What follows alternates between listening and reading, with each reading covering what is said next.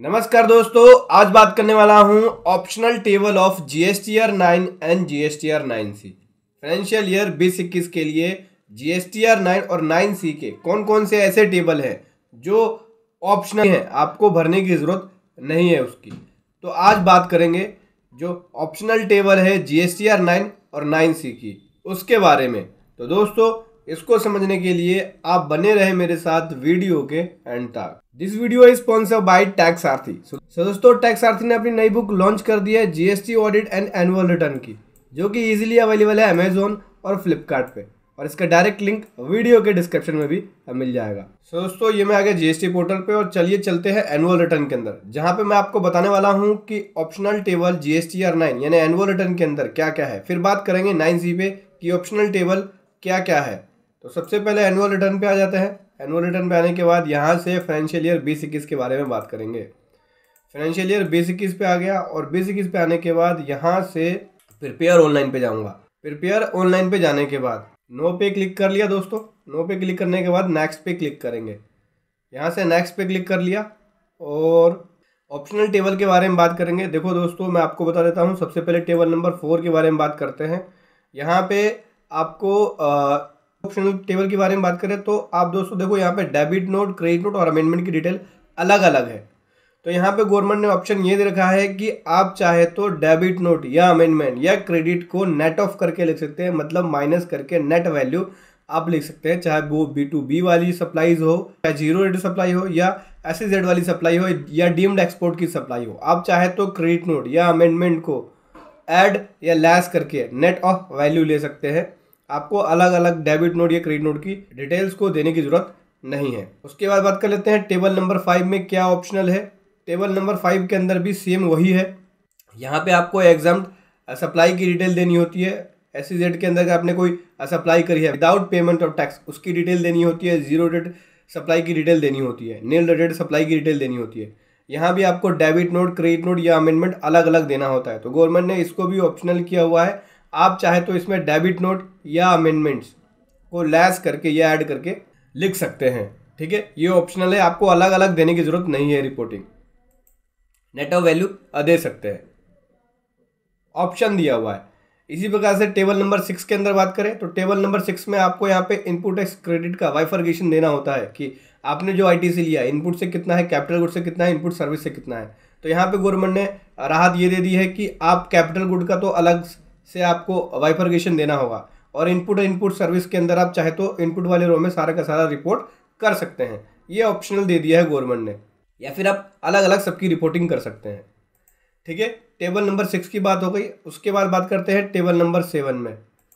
Table number 7 के अंदर यहाँ पे आपको इन सब का रिवर्सल जो है अलग अलग देना होता है। ट्रेंड 1 का भी, ट्रेंड 2 का भी अलग अलग रिवर्सल देना होता है, और यहाँ पे आपको अदर रिवर्सल देना होता है। अब बात कर लेते हैं टेबल नंबर 8 के बारे में। टेबल नंबर 8 के अंदर यहाँ पे आपको जो ITC आपने पिछले साल का इस साल लिया है, ठीक है, यानी 2021 का 21-22 के अंदर अप्रैल से सितंबर के बीच में लिया है, तो उसकी रिपोर्ट आपको यहाँ पे देनी होती है। फिर उसके बीच का यहाँ पे डिफरेंस आ जाता है। ठीक है, फिर जो ITC अवेलेबल है, जो अवेल नहीं किया, उसकी डिटेल आपको यहाँ पे देनी होती है। टेबल नंबर 8 के अंदर भी कुछ खास नहीं है।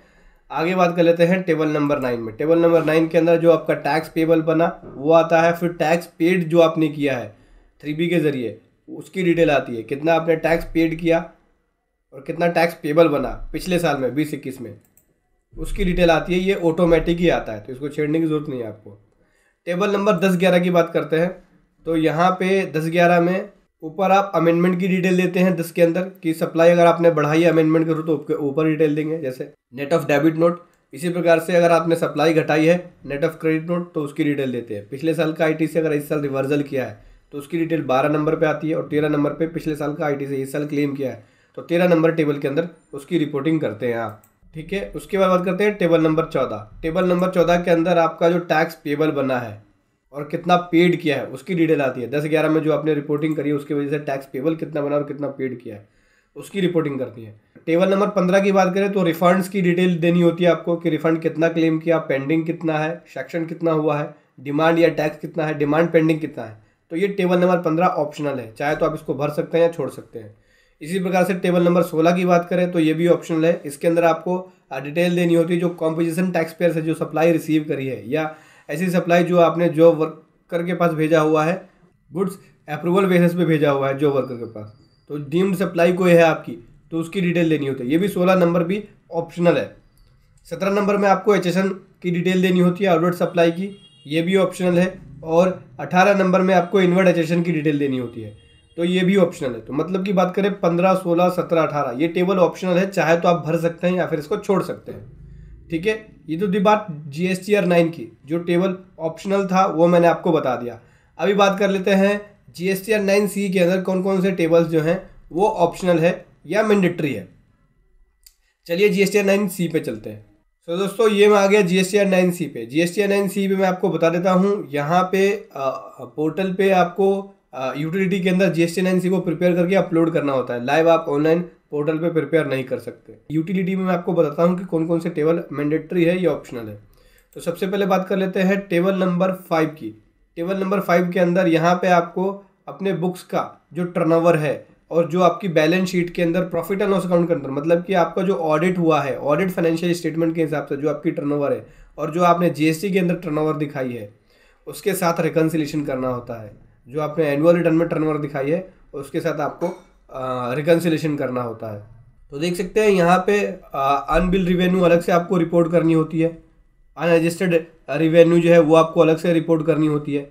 कोई क्रेडिट नोट है जो आपने फाइनेंशियल स्टेटमेंट में तो ले लिया है लेकिन जीएसटी के अंदर परमिशेबल नहीं है, उसकी रिपोर्ट आपको यहाँ पे अलग से करनी होती है। और कोई अदर एडजस्टमेंट है तो ओ वाले टेबल में करते हैं आप। 6 के अंदर रीज़न देना होता है अगर टर्नओवर का कोई मिसमैच है तो। और 7 वाले टेबल के अंदर आपको यहाँ पे जो एग्जाम्प्ट सप्लाई है यानी जिसके ऊपर टैक्स पेबल नहीं बना उसकी सेल की डिटेल देनी होती है। और 9 से आपको मैच करना होता है आपकी टोटल टर्नओवर। ठीक है, और 8 में अगर कोई अनरिकन्सिलेशन है तो उसका रीज़न देना होता है। 9वें के अंदर आपने जो टैक्स पेड किया है टैक्स वाइज उसकी डिटेल देनी होती है। ठीक है, तो ये मैंडेटरी टेबल्स हैं। 10वें में बात करें रीज़न देना होता है। 11वें में बात करें यहाँ पे जो रिकन्सिलेशन की वजह से आपका टैक्स पेड बना है उसकी डिटेल देनी होती है।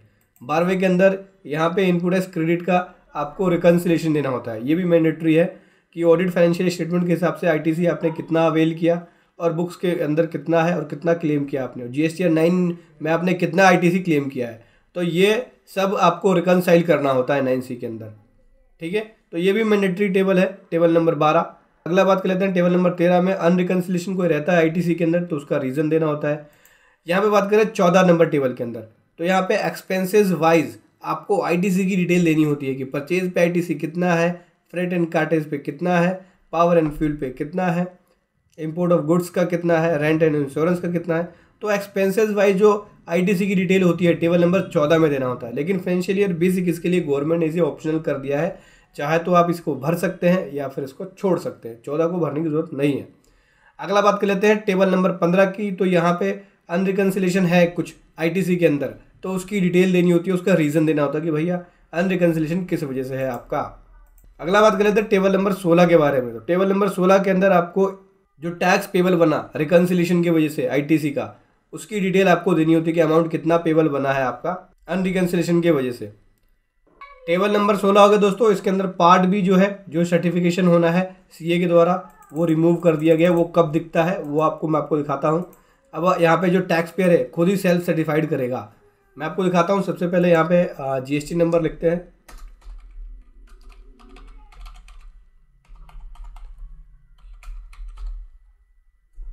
यहाँ से फाइनेंशियल ईयर लेंगे, फाइनेंशियल ईयर लेने के बाद यहाँ से 20-21 लेंगे।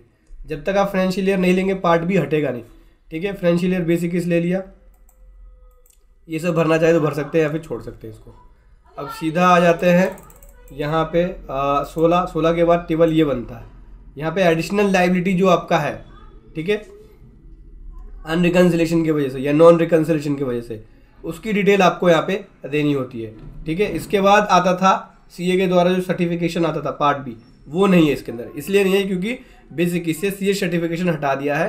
अब टैक्स पेयर खुद से ही सेल्फ सर्टिफाइड करके जीएसटीआर 9C को भरेगा। दोस्तों इसके लिए भी आपको प्रोफेशनल की जरूरत पड़ती है जैसे सीए की, क्योंकि यहाँ पे जो 9C है वो आपको अपने ऑडिट फाइनेंशियल स्टेटमेंट से और अपने बुक से मैच करना होता है। तो जो चार्टर्ड अकाउंटेंट है, जो प्रोफेशनली है, उनको पता होता है कि क्या लॉ है, क्या प्रोविज़न है, उसके रूल्स के हिसाब से फॉलो करते हैं प्रोविजंस को। अगर आप ऐसा नहीं करेंगे, आप खुद से करेंगे, तो बाद में अगर कोई एडिशनल लाइबिलिटी बनती है, एडिशनल पेनल्टी बनती है, तो वो भारी पड़ सकता है आपको। तो मैं रिकमेंड यही करूंगा कि 9C अपने CA से ही भरवाएं, खुद से भरने की कोशिश ना करें। ठीक है दोस्तों, तो ये एडिशनल लाइबिलिटी है, ये आपको यहाँ पे एडिशनल लाइबिलिटी अगर अनरिकंसिलेशन होता है तो इसको आपको भरना पड़ेगा। तो दोस्तों ये था GSTR 9 और 9C के कुछ ऑप्शनल टेबल जो मैं आपके सामने लेकर आया इस वीडियो के माध्यम से। वीडियो कैसे लगी जरूर बताएं। Thank you so much. जय हिंद, वंदे मातरम।